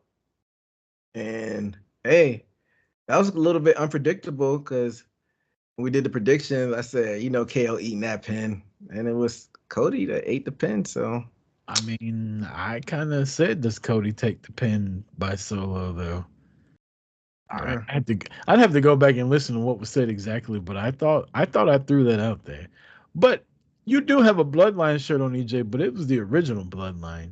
Like, it just says it don't have any thing that says Roman on here. It just says the Bloodline. How about, speaking of Bloodline, I didn't even look. I had this whole rant I was gonna go on about Jey Uso not winning the Money in the Bank, and I didn't. But did you see my boy after he beat Chad Gable and the White Six came out? He got the fuck out of Dodge. So there was video of him last week hiding under the ring when they came out there.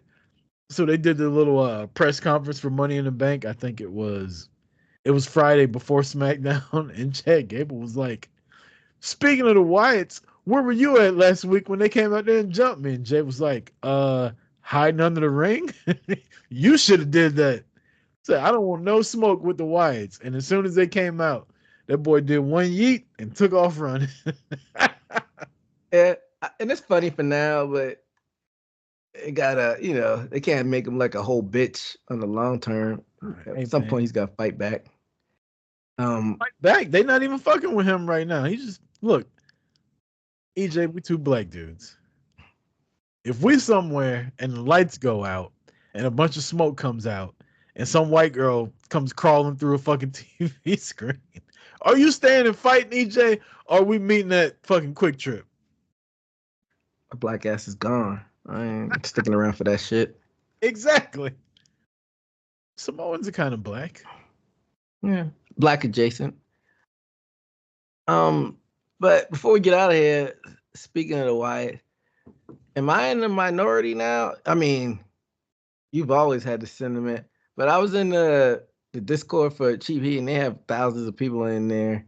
And the sentiment is like when what was it? They put the VHS tape in for the Buy Six. That they're like, most people in there were like, "This is such good shit. This is great storytelling." I'm like, this is kind of getting a little redundant now. It's kind of getting the same shit every week. Maybe Rucker was like, but look, I was the only person that really said that. I fast forwarded. I don't even watch it anymore. And him sitting in Adam Pearce's office last night, like, shouldn't Adam Pearce be calling the cops? Like, you niggas just assaulted everybody that works here a couple weeks ago. You can't just be in my office for a fucking meeting. Like, oh, look at that. 8:30 meeting with Bo Dallas. No, that motherfucker needs to be arrested. That was Uncle Howdy that did that. It wasn't Bo Dallas. Ain't nobody trying to hear that shit. Well, you, your uncle, your pig, all you motherfuckers, y'all can come talk to the law about it. I'm not feeling it. And again, I know I'm in the minority. I know every time I tweet about not liking the Y6, people are gonna shit on me. But I'm just saying, give it time. I mean, that's the only thing I was gonna say. I'm gonna give it more time, but like you said, at the end of the day, this is professional wrestling. Got to get in the ring at some point, or do something completely different from what you did the previous week. It's getting redundant, but I'm still saving hope that they'll reel it in and keep it moving in some forward direction, because right now it's the same thing, but I'll wait. Bo Dallas hadn't even been in the ring since the B team shit that he was doing. Like, nobody cared about Bo Dallas. Nobody cared about Dexter Loomis. Nobody cared about Rowan. Nobody cared about was it Joe Gacy. He had a little bit of buzz in NXT. A little bit of a buzz. Nikki's your former champion. Nikki Cross is the only one I gave a shit about in that whole group. And that's just me. At the end of the day, when they go to wrestle, I'm not going to give a fuck. Yeah, all the spooky stuff is cool, and I'm sure it looks great in person. It's coming across good on TV. Oh, Uncle Howdy, blah, blah, blah. Man, we're past all that. This ain't 1992. Where the Undertaker and the Ultimate Warrior getting fucking curses put on them by Papa Shango. You know? This is 2024. We don't do that shit anymore. This is like a combat sport now. It's just one man versus one man or one woman versus one woman fighting each other. All that hokey pokey shit, nobody gives a fuck about anymore. And people can act like they do because they loved Bray Wyatt. Y'all shit on the Fiend so fucking hard during that match versus Seth Rollins. During that match versus Goldberg. His whole reign, people forget about it. I didn't. You cocksuckers, you shit on him. And now you want to sit here and act like you've loved this guy for the longest because he passed away. Don't be fugazi. People hated that so much that they started booing Seth after that. He didn't recover until he became the Monday Night Messiah. Everybody that went up against Fiend ended up getting fucked over after. Yeah. Finished finally recovering, I guess. I mean, you make good points, but I feel like he was rejuvenated when he came back with the Uncle Howdy stuff, and unfortunately, he didn't get a chance to tell the whole story that he wanted to. Uncle EJ, did you not see him in LA Knight at SummerSlam? That was trash. I mean, it had the lights out, which was a little weird, but hey, LA Knight became a bigger star after that, so. Yeah, but he did. You can't deny that. You almost had me say some fucked up shit just then. He did after. That's all I'll say. He did after. But it wasn't because of that. That's what you're alluding to. Let's end this fucking show. People already don't like me. Let's end the show. EJ, you got anything you want to say to the listeners? Hey, shout out for everybody that's out there supporting us. Make sure to like and subscribe to YouTube, all the audio feeds, Spotify, Apple, and continue to support the show. Like EJ said, shout out to all the listeners. Shout out to Brian from the Legendary Podcast. He texted me this week. Apparently he was listening. He had my back on the Pat My Nuts story from last week. That's hilarious. So shout out to Brian. But yeah, thanks everybody for listening. Please share us with all your friends. Tell them if they want to get mad at a podcast, this will be the one to get mad at, because we don't fuck with Jeff Jarrett and we don't fuck with Rhea Ripley. So at least I don't. I can't speak for EJ. But follow us on all your social medias. Like us, share us. Until next time, for EJ Reed, I'm Chris Rucker. This has been Boot to the Face. Peace.